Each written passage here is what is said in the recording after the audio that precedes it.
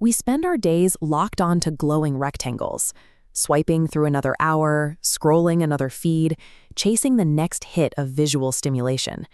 It's easy to blame the internet for engineering this attention economy. The behavioral blueprint for our screen-obsessed routines was actually engineered 70 years ago, long before Silicon Valley existed. Before the 1950s, the rhythm of domestic life looked different. Families organized their evenings around reading, listening to the radio, and actually looking at each other. Attention was directed inward, shared through conversation. The living room functioned as a closed, interactive environment. That quiet ecosystem was about to be breached. In 1950, only 9% of U.S. households owned a television. By 1960, that adoption rate shoots up to 90%. Millions of living rooms were instantly reorganized. Furniture that once faced inward rotated entirely toward a single glowing screen. The active evening conversation fell silent. Time spent together became parallel and passive, with everyone locked onto the exact same broadcast.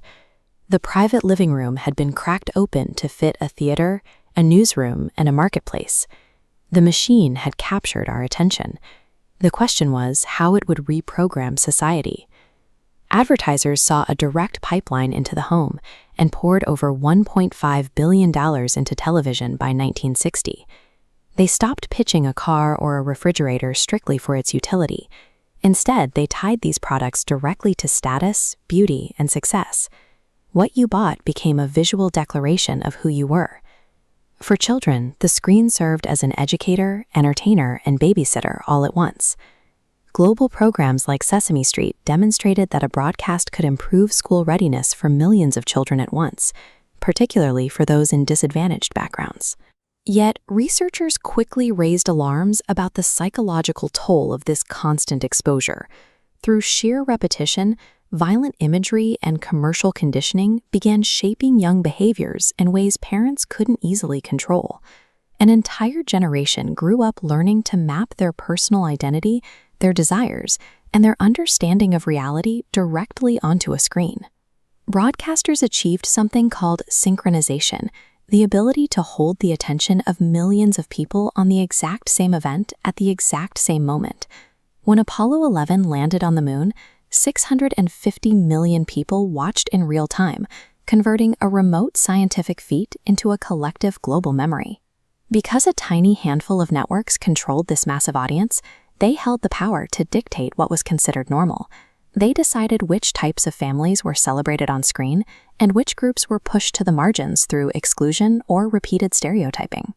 Television united a massive population under a shared set of references, but that shared culture demanded strict conformity.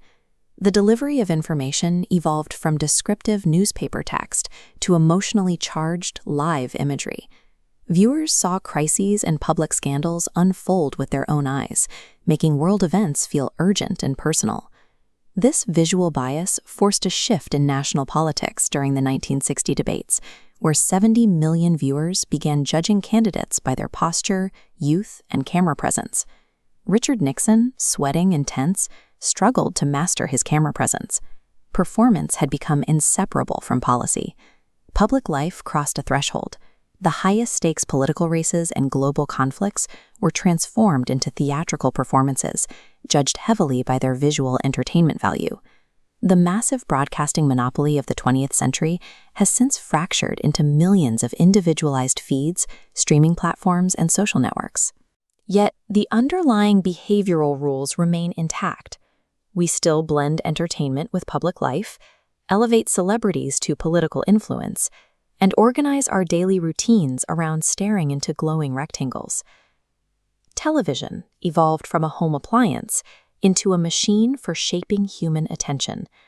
It dictated what we saw and how we felt about it, and the modern world is still playing entirely by its rules.